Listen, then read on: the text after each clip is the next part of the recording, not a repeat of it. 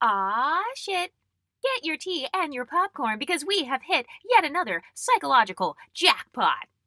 That's right, the one and only, the Miss Not Black but also not Latina, Cardi B, is now starting a hair care line. So after the Blueprints begged her to share her hair care secrets because she has a length of hair that most women in the black community have never been able to achieve, according to their own talking points, they begged her to start a hair care line. Now she's going to start it. She's going to make tons of money off of the unambiguous community. But I find it interesting how you've got women who they constantly throw others in and out of blackness.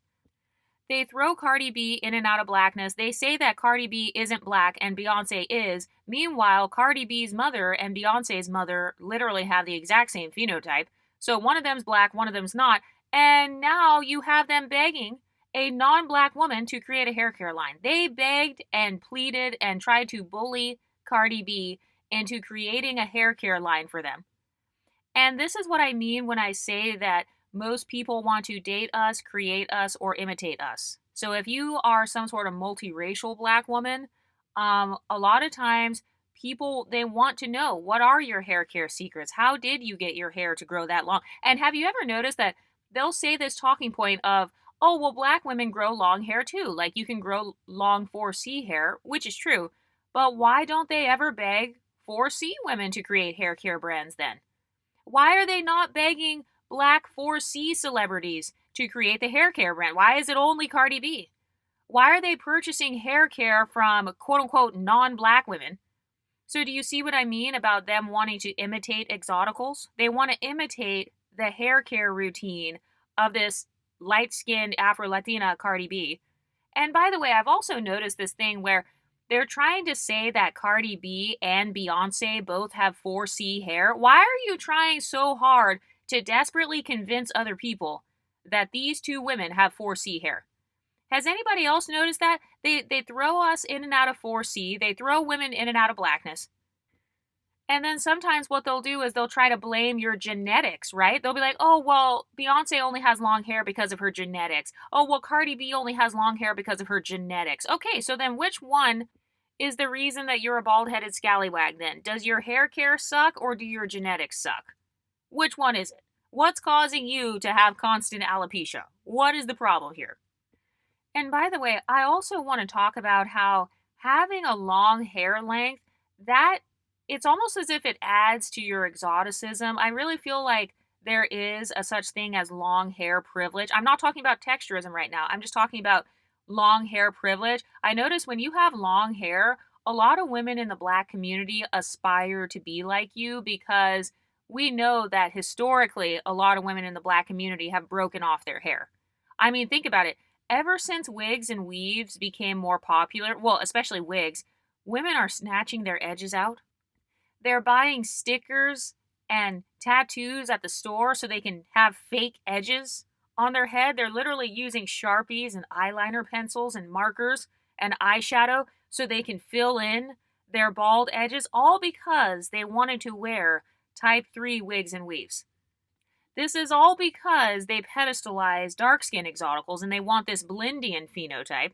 They want this Blindian island girl phenotype with the dark skin and the long silky hair. Women are ripping out their edges in 2026 just so they can get that Bernice Burgos aesthetic. And now you've got women begging the Afro-Latina community to create hair care products for the unambiguous community to buy. And by the way, do you see how this is another bad social climbing tactic? Because they're constantly putting money into the pockets of women they hate. I thought Cardi B was racist, right? Wasn't she colorist? Wasn't Cardi B accused of calling people like roaches or like, saying negative things about dark-skinned black women or whatever? Like, I thought that Cardi B was a raging colorist. So this proves another one of my talking points, which is that unambiguous dark-skinned black people love colorists. They make you richer if they think you're a colorist. They put money in the pockets of these supposed colorists. First, they did it with Beyonce. You do know that Beyonce's family has been accused of being colorist, right? You do know that they accused Matthew of being colorist, and they also accused Tina of being colorist.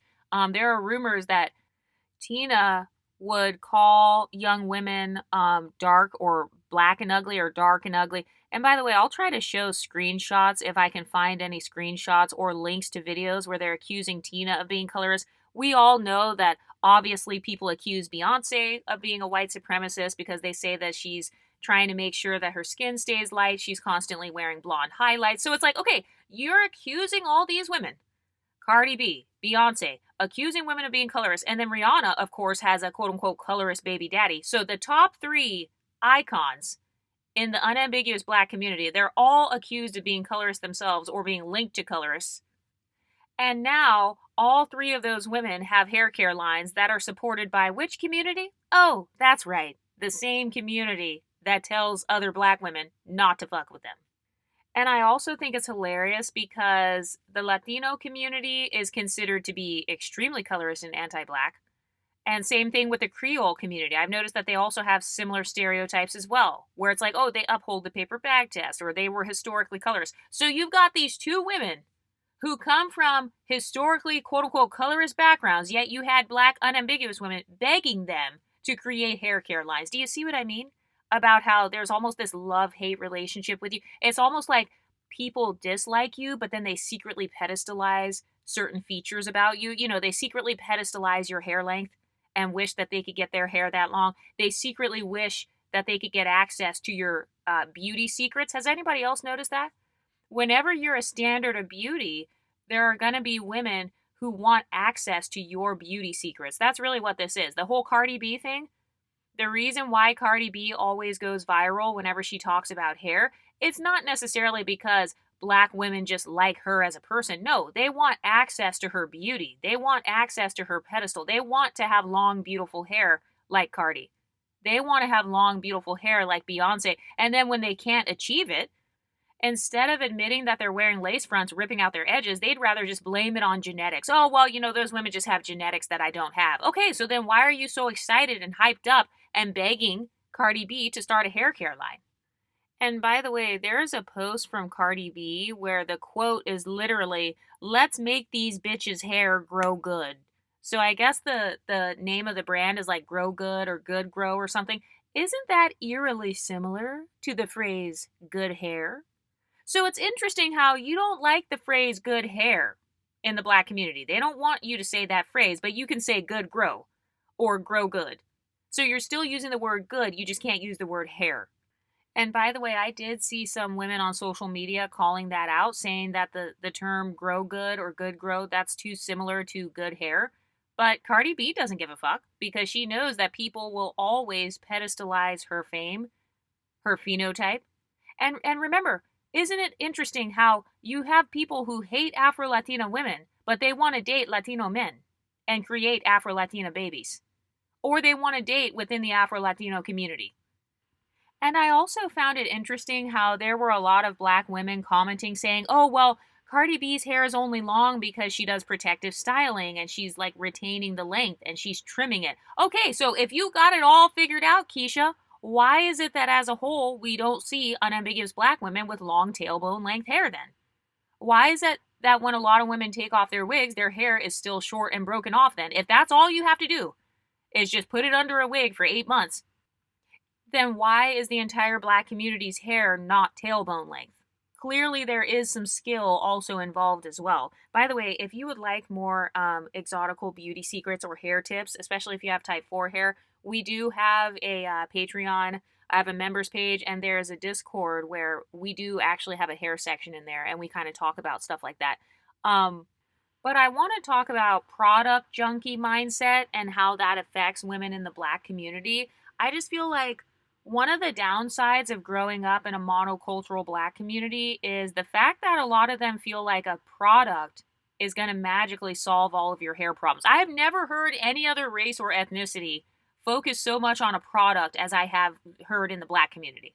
Like, oh, if you just get Jamaican black castor oil, oh no, just get coconut oil. Oh, actually, no, it's garlic and onions. Oh, wait, but actually you have to use chebe and henna. And it's like, ma'am, why are you naming everything under the sun? It'll be anything except for just leaving your hair alone, letting it grow in its natural direction, not trying to over manipulate it and make it flat and straight if that's not how it naturally is.